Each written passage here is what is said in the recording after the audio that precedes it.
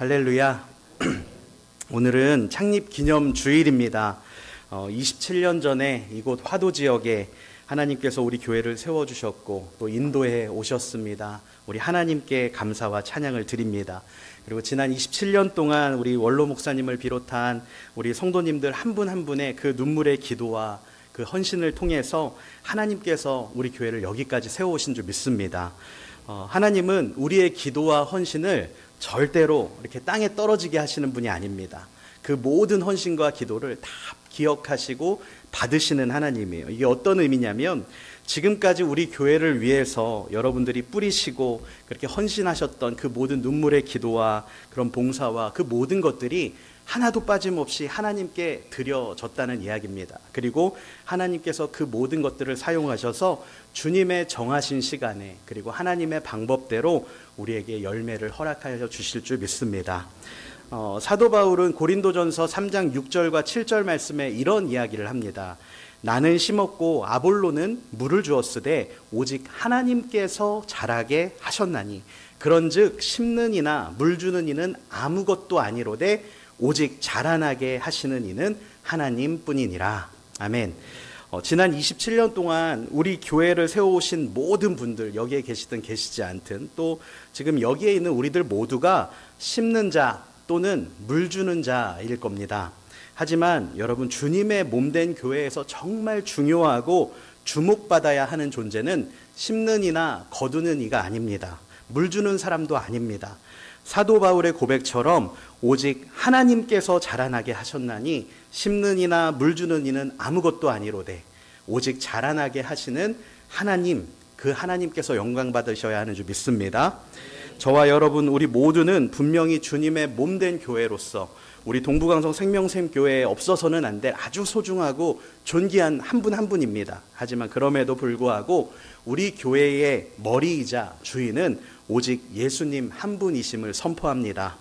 에베소서 1장 22절과 23절에 이렇게 말씀하세요. 또 만물을 그의 발 아래 복종하게 하시고 그를 만물 위의 교회의 머리로 삼으셨느니라. 교회는 그의 몸이니 만물 안에서 만물을 충만하게 하시는 이의 충만함이니라. 아멘. 우리 교회는 항상 이 사실을 명심하고 주님의 몸된 교회로서 그 정체성을 확실하게 할 수 있기를 소망합니다.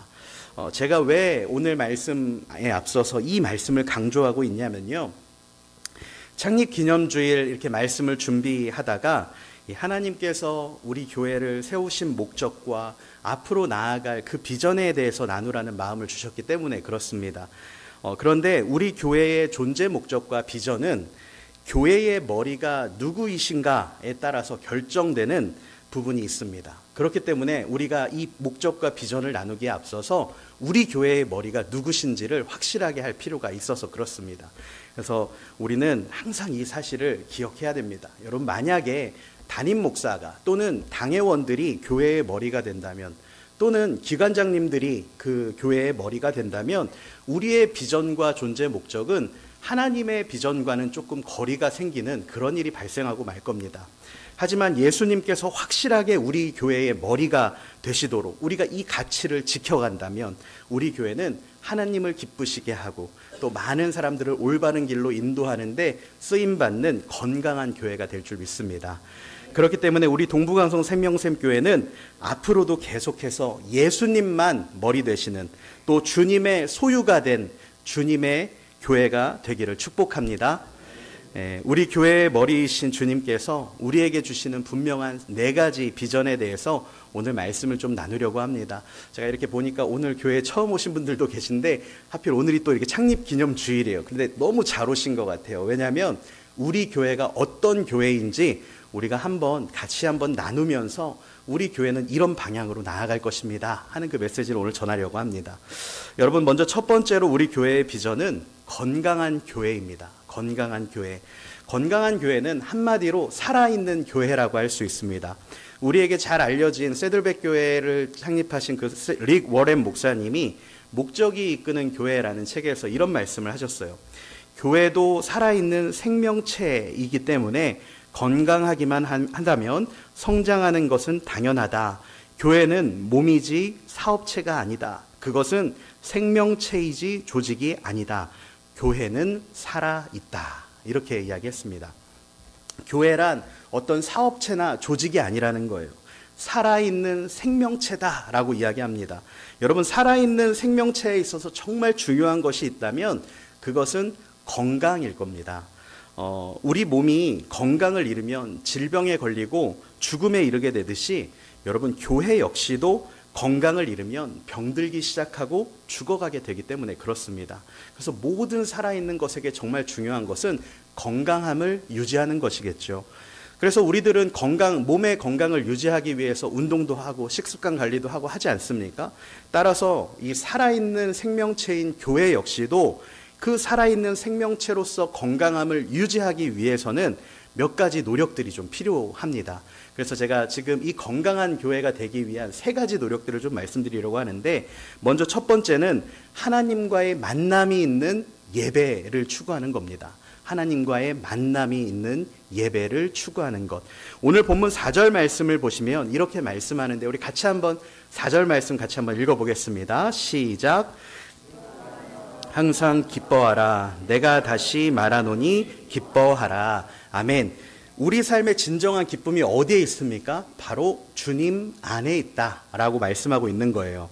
여러분, 우리 교회가 추구하는 예배는 항상 이렇게 주님 안에 있는 예배, 주님의 임재가 있는, 그래서 치유와 회복이 일어나는 예배입니다. 예배 시간마다 하나님의 임재를 경험하고 그 하나님 안에 우리가 거하게 된다면 그 시간을 통해서 우리의 영혼과 육체는 치유되고 회복될 수 있는 거예요. 또 예배를 통한 그런 회복이 일어날 때 우리는 그 힘을 가지고 우리의 가정과 일터를 변화시킬 수 있는, 회복시킬 수 있는 힘을 얻게 되는 것입니다. 만약에 우리가 매 주일마다 이렇게 교회에 나오는데 예배는 드리는데 아무런 감동이 없고 그냥 삶에 대한 어떤 기대나 소망이 없고 그냥 그렇게 왔다가 돌아가는 그런 예배를 드린다고 한번 해보십시오. 그럼 우리가 한 주 한 주 지나갈수록 점점 우리는 힘을 잃은 그리스도인이 되고 말 겁니다. 그렇기 때문에 우리가 건강한 교회, 건강한 그리스도인이 되기 위해서는 매 주일의 예배가 여러분 감동이 있어야 되는 거예요. 하나님과의 만남이 있어야 하고 우리가 하나님 안에 있게 되는 시간을 우리는 이 주일 예배 통해서 우리가 경험해야 하는 줄 믿습니다.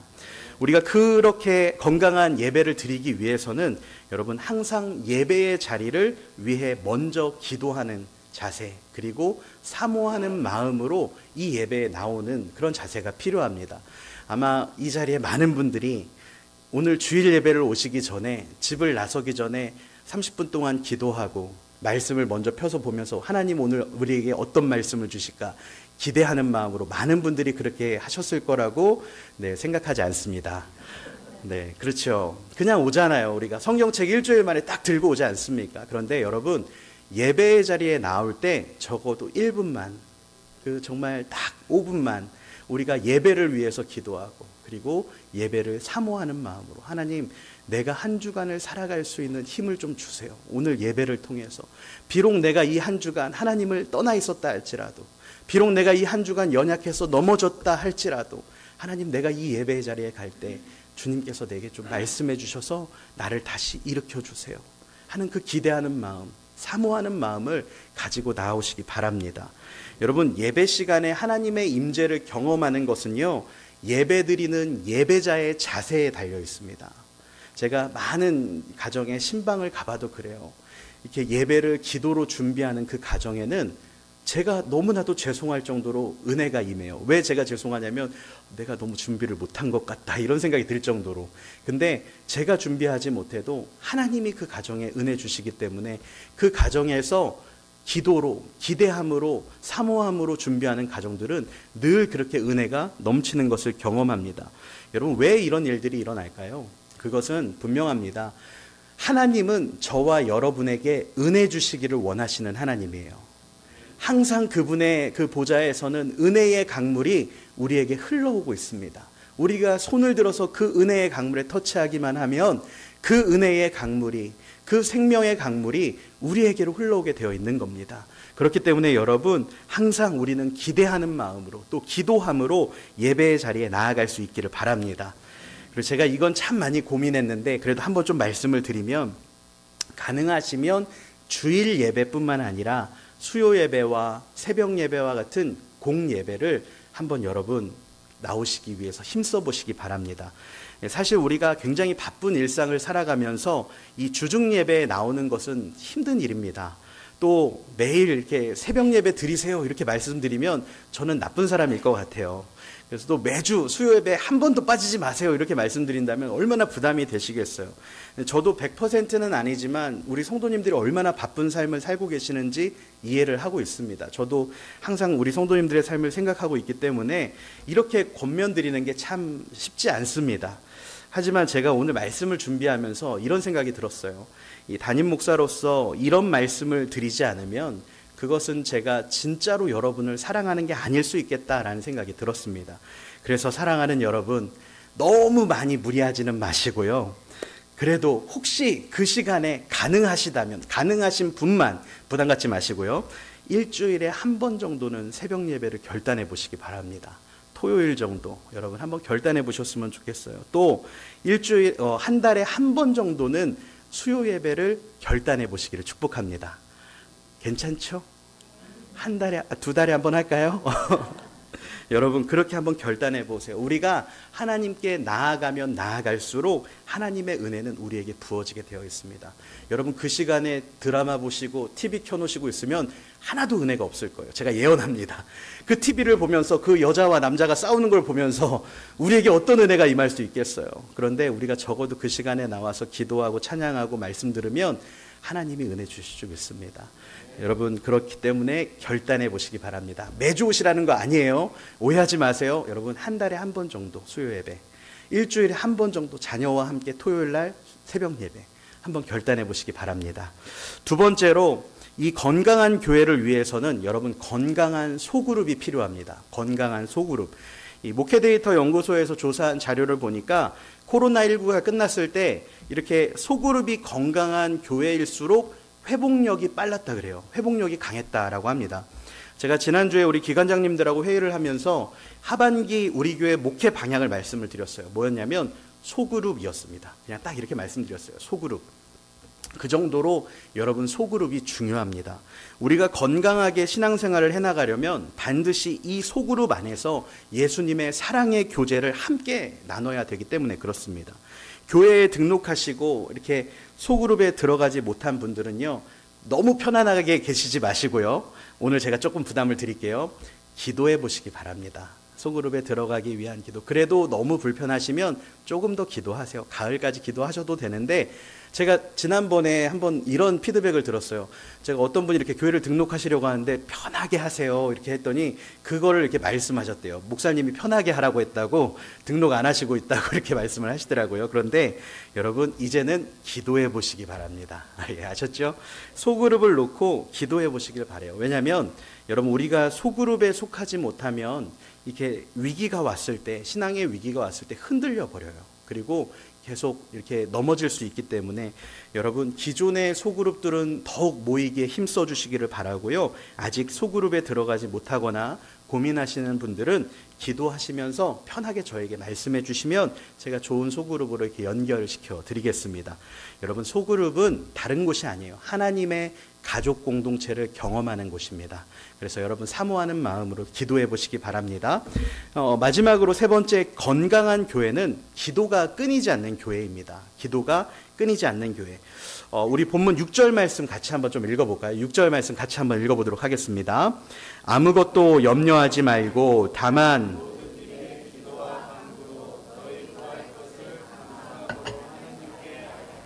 아멘.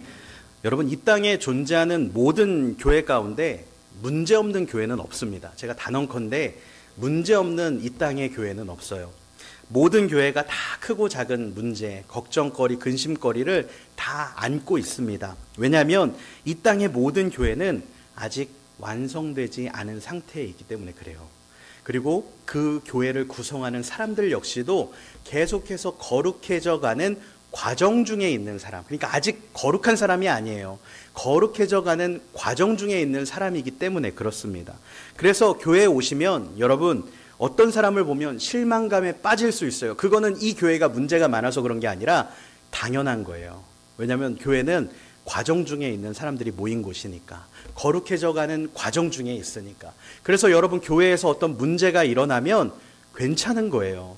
그럴 수 있는 거예요. 왜냐하면 교회는 완전하지 않은 아직 상태에 있기 때문에 그렇습니다.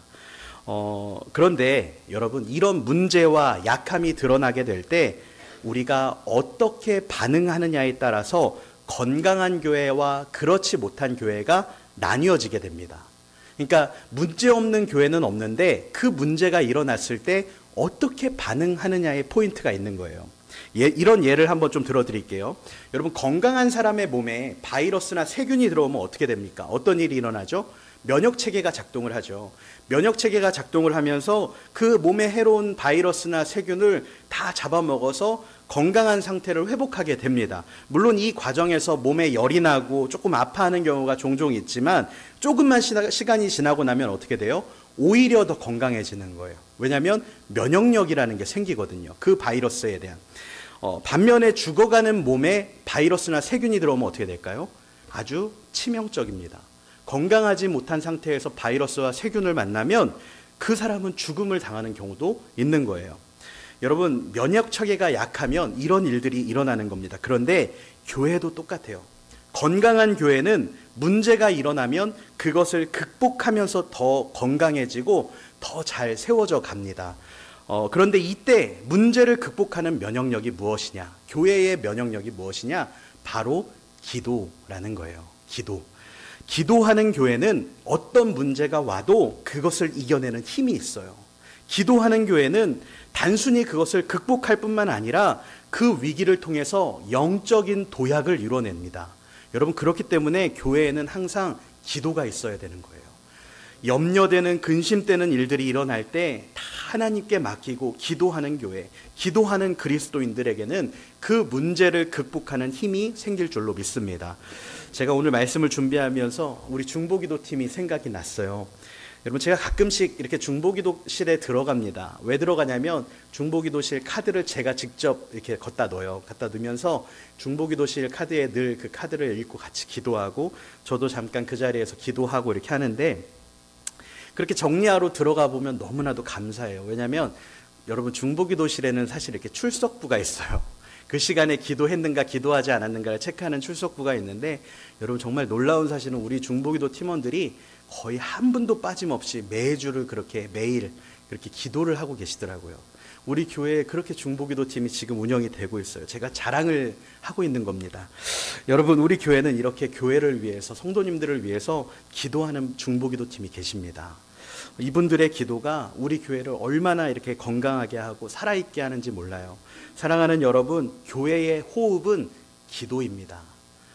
우리 성도님들 한 분 한 분이 꼭 기도하는 그리스도인들 되어주시기를 부탁드립니다. 우리의 첫 번째 비전, 이 건강한 교회는 이렇게 절대로, 여러분, 건강한 교회란 모든 면에서 완벽한 100점짜리 교회를 의미하는 게 아닙니다. 건강한 교회, 여러분, 이 땅의 모든 교회는 다 문제가 정말 존재해요. 하지만 건강한 교회는 하나님의 임재가 있는 그런 예배가 추구되고 있고, 또 사랑이 넘치는 소그룹이 만들어지고 있고, 끊이지 않는 기도가 있기 때문에 어떤 문제가 와도 그것을 극복하는 건강함이 있는 교회입니다. 우리 교회의 첫 번째 비전은 바로 이 건강한 교회예요. 두 번째 우리 교회의 비전은, 여러분 한번 따라해 주세요. 다음 세대를 세우는 교회.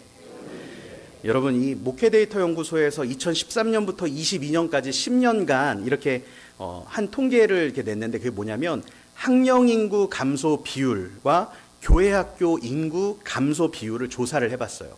이게 무슨 말이냐면, 일반 학령 인구는 일반 세상의 학생들이 얼마나 줄어들었냐, 그리고 교회학교 인구 감소 비율은 우리 교회학교 학생들이 얼마나 줄었느냐, 그 비율을 조사해 보니까 일반 학령 인구는 19%가 줄었어요. 그런데 교회학교 학생 수는 같은 기간에 37%가 줄었어요. 이게 무슨 말이에요? 10년 동안 일반 학령 인구가 줄어가는 속도의 2배 정도의 속도로 교회학교 학생이 줄어들었다는 이야기입니다. 여러분, 실제로 제가 2018년, 19년에 동아고등학교에 이렇게 부활절날 이렇게 한 번씩 가가지고 종교 행사를 했었어요. 그래서 한 학급에 들어가서 복음을 전하고 이렇게 하는 일들을 했는데, 그때 제가 물어봤어요. 여기서 교회 다니는 사람? 그랬더니 한 2명, 3명 정도가 손을 들어요. 근데 그마저도 되게 부끄럽게 손을 들어요. 여러분, 지금 우리 학생들이 교회에서 교회 다닌다고 이야기하기가 너무나도 힘들다고 합니다. 너무나도 부끄러워한다 그래요. 여러분, 이제 한국교회의 첫 번째 제1 선교지는 외국이 아니라 우리의 다음 세대가 되어가고 있습니다. 그런데 한국교회 대부분이 이 다음 세대가 교회를 떠나고 있고 교회 학교가 위기라는 사실에 동의하고는 있지만, 문제는 그런 위기를 알면서도 그 위기를 극복하려는 노력이 너무나도 부족하다는 거예요. 제가 얼마 전에 어떤 기독교 뉴스를 보다 보니까 거기에 패널로 나왔던 한 전문가가 그 앵커에게 이렇게 묻습니다. 앵커가 그 전문가에게 이렇게 물었습니다. 한국교회가 다음 세대를 회복하기 위해서 이렇게 최선을 다하는데도 왜 이렇게 상황이 나아지지 않는 겁니까? 이렇게 앵커가 질문을 했어요. 그랬더니 이 전문가가 뭐라고 대답을 했냐면 너무나도 인상적이에요. 이렇게 대답을 해요. 한국교회가 다음 세대를 살려내기 위해서 최선을 다했다는 그 말에는 동의할 수가 없습니다. 이렇게 이야기를 하더라고요. 저는 동의할 수 없습니다. 그러면서 뭐라고 하냐면, 교회들이 지출하고 있는 재정이 어디에 쓰이고 있는지를 좀 보십시오. 그러면 제가 이렇게 말하는 이유를 알 수 있습니다. 그러면서 그분이 말하는 것이, 한국 교회들은 교회 재정이 어려워지면 교회 학교 재정부터 줄이고 교회 학교 사역자부터 줄인다라고 이야기를 하더라고요. 그러면서 어떻게 교회 학교를 살리기 위해서 최선을 다한다고 말할 수 있느냐, 이렇게 반문하는 걸 제가 들었어요. 여러분, 이게 사실 한국교회 현실 아닙니까? 하지만 저는 우리 교회는 앞으로 계속해서 다음 세대를 세워가는 교회로서 존재하려고 합니다. 저는 오늘 창립기념주일을 맞이해서 향후 앞으로 5년 동안 우리 교회 제1 선교지를 다음 세대 교회학교로 선포합니다. 여러분, 지금도 다음 세대를 위해서 우리 교회가 많은 노력을 쏟고 있어요. 하지만 앞으로는 더 노력할 겁니다. 교회학교 부서 예산을 매년 조금씩 늘려갈 것이고, 우리 지금 현재는 미취학부가 취학부와 같이 1층에서 예배실에서 같이 예배하고 있는데, 여러분, 이제 연말이 되면 또 내년 초가 되면 미취학부 예배, 청소년부 예배를 다 분리해서 드릴 겁니다. 이를 위해서 부서실을 만들 계획을 세우고 있고, 다음 세대 사역자들을 계속 청빙할 계획들을 가지고 있습니다. 여러분, 계속해서 기도해 주시기 바라고요. 무엇보다 여러분들이 해 주셔야 되는 게 있어요. 뭐냐면, 여러분, 이렇게 다음 세대를 제가 이렇게 세우려고 하다 보니까, 지난주에 제가 하루는 새벽 예배하다가 어떤 기도를 했냐면, 주님, 15명의 교사를 보내주세요. 이렇게 기도를 했습니다. 하나님, 우리에게 교사가 필요합니다. 여러분, 지금 우리 미취학부 선생님들 손목도 아프시고요, 허리도 아프신데 교대해 주실 분이 안 계시더라고요. 그래서 여러분, 배지장도 맞들면 낫습니다. 그래서 여러분 계속 기도해 주시고, 연말에는 한번 교사로서 자원해 주시기를 부탁드리겠습니다. 많이 기도해 주시고, 올해 연말부터는 교사가 넘치는 교회로, 할렐루야, 우리가 나아가기를 바랍니다. 여러분, 우리 교회 세 번째 비전이 있어요. 세 번째 비전이 뭐냐면, 따라해 주세요. 지역사회와 함께하는 교회. 우리는 이런 교회를 꿈꿉니다. 여러분, 로마서 14장 18절에 보니까 이렇게 말씀하세요. 이로써 그리스도를 섬기는 자는, 그리스도 예수님을 섬기는 자는 하나님을 기쁘시게 하며 사람에게도 칭찬을 받느니라. 아멘. 하나님을 기쁘시게 하며 사람에게도 칭찬을 받는다. 예수님 섬기는 사람들은 첫 번째로는 하나님을 기쁘시게 하지만 동시에 세상 사람들에게도 칭찬을 받는 교회다라고 말씀합니다. 여러분, 오늘 우리가 읽었던 본문에도 8절에 보면 이런 말씀 나오죠. 무엇에든지 사랑받을 만하며 무엇에든지 칭찬받을 만하며. 여러분, 주님의 몸된 교회는 하나님을 기쁘시게 하고 지역사회를 건강하게 하는 역할을 감당해야 합니다. 우리 교회는 지속적으로 어떻게 지역사회를 섬길 수 있을까를 고민하고 있어요. 그래서 그 일환으로 우리가 연초에 당회를 하면서 결단했던 게 있습니다. 우리가 지금까지 모인 장학금을 가지고 우리 교회 재정이 부족하든 그렇지 않든 간에 우리가 지역사회를 섬기십시다. 그래서 이 앞에 마석고등학교에 가서 1학기에 이제 어려운 친구들을 위해 사용해달라고 장학금을 기부를 했어요. 그리고 그 장학금이 잘 기부가 되었고요. 2학기에도 우리 창립 기념주일을 맞이해서 우리가 기부를 하기로 또 결정을 했습니다. 사실 오늘 창립 기념주일이라서 여러분 혹시 오늘 교회 가면 떡을 주겠구나 라고 생각을 했다면, 여러분 죄송해요. 그 떡값으로 기부하기로 했어요. 제가 이렇게 떡을 맞추고 선물도 준비하고 할 수 있었어요. 우리 교회가 뭐 재정이 없는 교회도 아니고 그런 거 다 할 수 있었는데, 회의를 하면서 우리가 그 재정을 조금 더 어려움 겪고 있는 이 지역의 학생들을 위해서 사용합시다. 이렇게 같이 회의를 하면서 우리 장로님들과 결정을 했어요. 그래서 우리 교회를 세워주신 그 목적에 부합하도록 우리는 이 지역사회와 함께하기 위해서 그런 결정을 했습니다. 그리고 또 지난주에 우리 요 앞에 창현유치원 아시죠? 그 창현유치원 원장님이 찾아오셨어요. 그래서 왜 찾아오셨나 했더니 이 창현유치원이 사실은 사립유치원으로 세워졌는데 지금 공립유치원으로 바뀌었대요.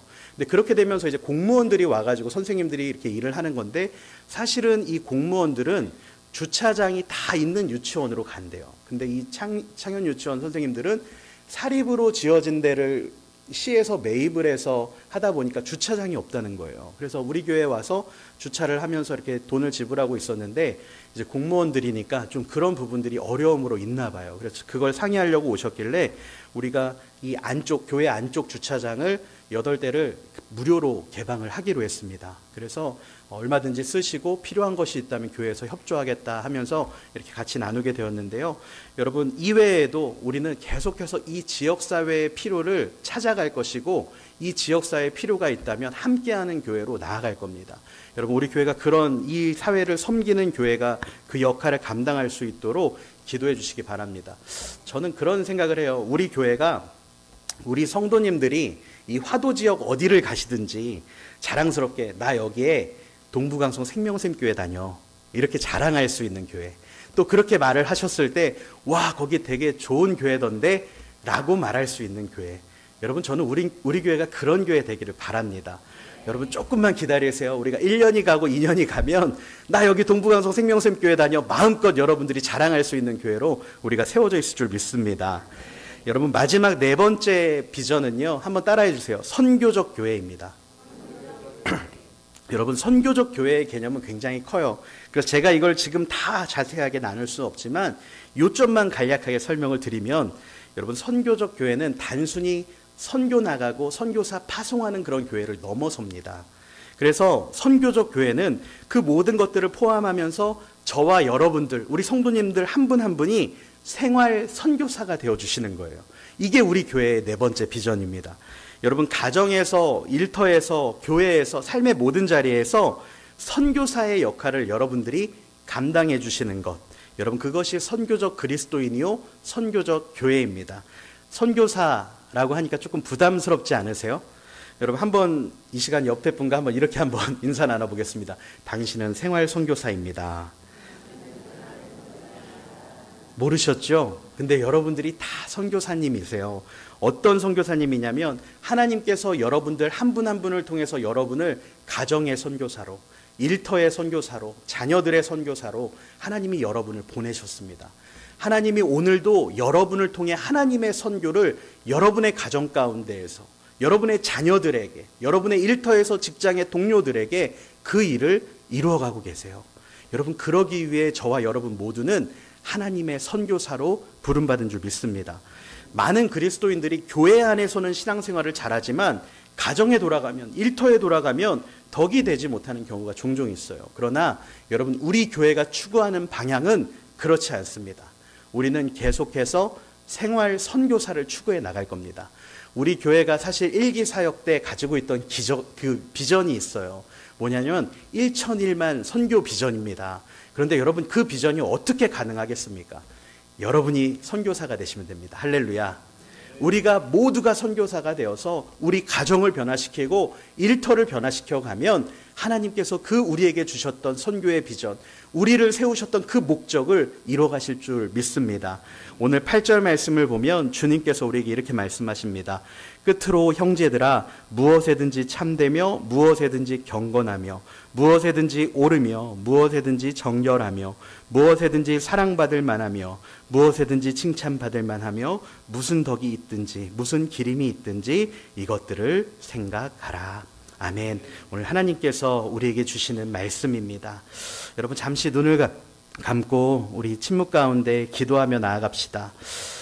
여러분 선교적 교회, 또 4가지 우리 4대 비전, 여러분 이 모든 비전들, 건강한 교회, 다음 세대를 세우는 교회, 지역사회와 함께하는 교회, 선교적 교회, 여러분 이 교회는 완벽하고 완전한 교회를 의미하지 않습니다. 그러나 하나님께서 우리 교회를 건강하게 세워가시고 하나님의 목적대로 세워가시면 여러분, 완벽하진 않아도 어떤 문제가 와도 흔들리지 않는 교회, 이 땅에 정말 하나님의 기쁨이 되며 많은 사람에게 칭찬받는 그런 교회로 우리가 세워질 줄로 믿습니다. 우리